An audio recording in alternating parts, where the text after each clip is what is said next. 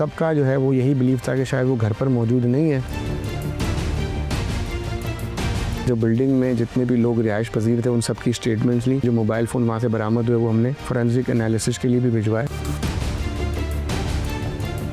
जब भी कहीं डेड बॉडी कोई होती है बहुत बदबू होती है, तो उसकी वजह अभी तक सामने नहीं आ सकी।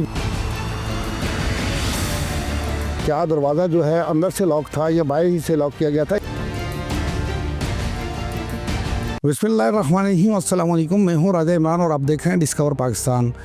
आज जो मेरे मेहमान हैं वो हैं एसएसपी साउथ माजूर अली साहब। उनसे बात करेंगे एक अहम केस जो हमारा असर के हवाले से जो बहुत हाईलाइट हुआ है, उसके हवाले से बात करेंगे। क्या पेशरफ्त हुई है? अस्सलाम वालेकुम सर। जी वालेकुम अस्सलाम। सर, ये केस इतना हाईलाइट हो चुका है, अभी तक जो पुलिस ने तफ्तीश की किन ज़ावियों से की और कहाँ तक पहुँचे हैं आपके इन्वेस्टिगेशन? ये कैसे मामला क्या है असल? जी, अगर इसमें देखें तफ्तीश स्टार्ट तब हुई जब डेड बॉडी मिली 8 तारीख को, जब बैलिफ वहाँ पर गया था घर पे। उसके बाद पुलिस ने जो है वो पोस्टमार्टम के लिए बॉडी रवाना की। पोस्टमार्टम होने के बाद उसके जो वहाँ से सैंपल्स मिले, जो विसराज थे, वो हमने सैंपल्स लैब में जमा कराए केमिकल रिपोर्ट के लिए कि देखा जा सके कोई उसमें कोई ऐसा एलिमेंट तो नहीं जिसकी वजह से कोई डेथ हो।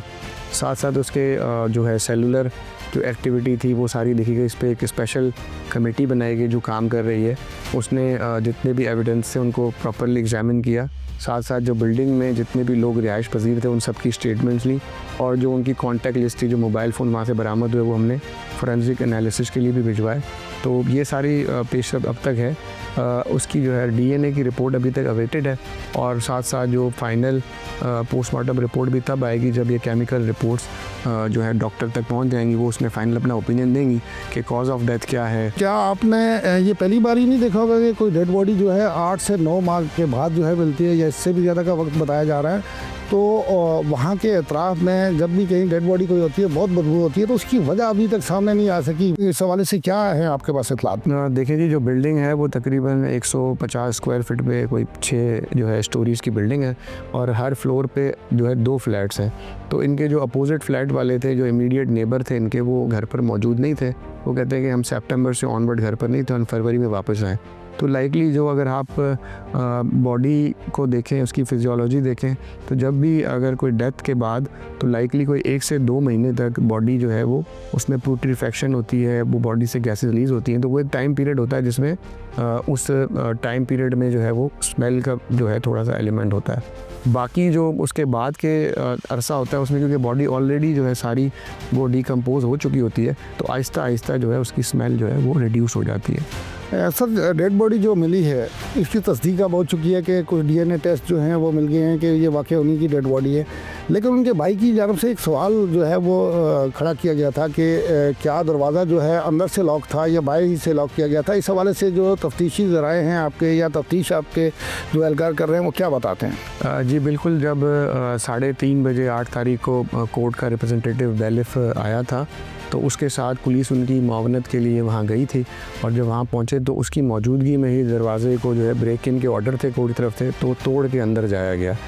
उससे पहले काफ़ी सारे नोटिस थे जो कोर्ट के थ्रू भेजे गए थे, जो उनके दरवाजे पर चिस्पा कर दिए थे। तो लाइकली जो है वो अगर हम नेबर से देखें और बाकी लोगों से देखें तो उनका पैटर्न यही था कि वो 3-3 महीने 4-4 महीने वो बाहर शूटिंग के लिए चली जाती थी, ट्रैवलिंग करती थी।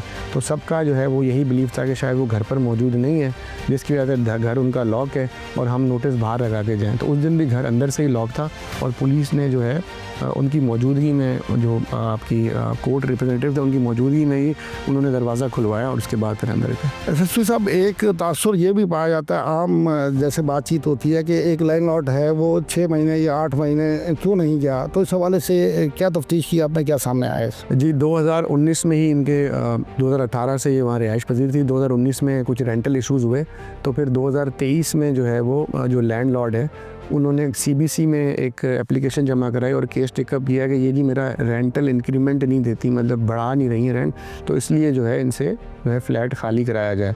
उसके बाद जब सीबीसी की तरफ से कुछ ना हो पाया तो उसके बाद उन्होंने सिविल सूट में चले गए कोर्ट में और कोर्ट से उन्होंने फाइनली फिर ये ऑर्डर ले लिए कि दरवाज़ा जो है वो तोड़ कर ही इनको पोजेशन इनका वापस दिलवाया जाए। सर, इस केस के हवाले से तो बात हुई है, आपका डिस्ट्रिक्ट जो है इस वक्त कराची का सबसे अहम डिस्ट्रिक्ट है जिसमें बड़े वीआईपी प्रोटोकॉल्स भी होते हैं, वीआईपी लॉज भी रहते हैं, बड़े पोश इलाके हैं आपके यहाँ।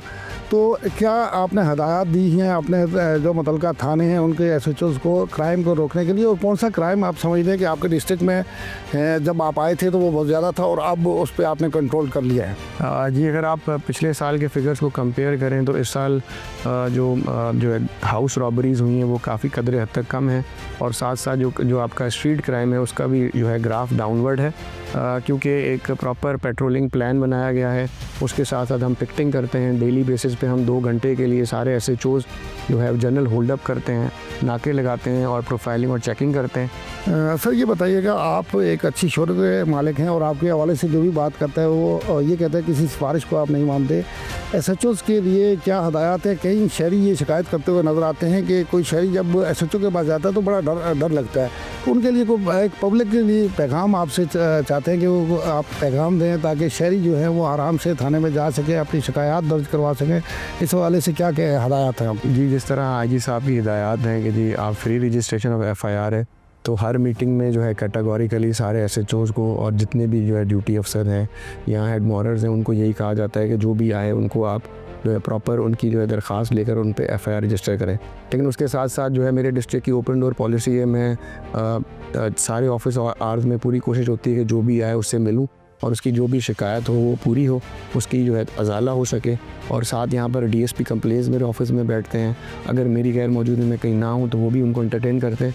लेकिन एक ओपन डोर पॉलिसी और मैसेज सबके लिए यही है, अगर कोई भी आपकी किसी भी लेवल पे दाद रसी नहीं हो रही तो जो है मेरे पास आएँ और इंशाल्लाह जो है आपका जो भी मसला होगा उसका हम कोशिश कर हल निकालेंगे। एसएसपी साहब बहुत शुक्रिया, थैंक यू सो मच, आपने कीमती वक्त दिया। नेक्स्ट टाइम भी आपको सेवन देते रहिए। जी ज़रूर दी, बहुत शुक्रिया। यह है 7 लाख से ज़ायद फॉलोअर्स वाली social media influencer Humaira Asghar. लेकिन 7 लाख फॉलोअर्स में से एक फॉलोअर भी उनकी खबर लेने नहीं आया। सोशल मीडिया की दुनिया की तल्ख हकीकत। 1 माह तक हुमैरा अपने फ्लैट में किस हालत में जिंदगी गुजारती रही। ज़राए के मुताबिक हुमैरा की कई माह कबल ही पूरी सरार मौत हो गई थी। दिल दहला देने वाले नए इंकशाफात सामने आ गए।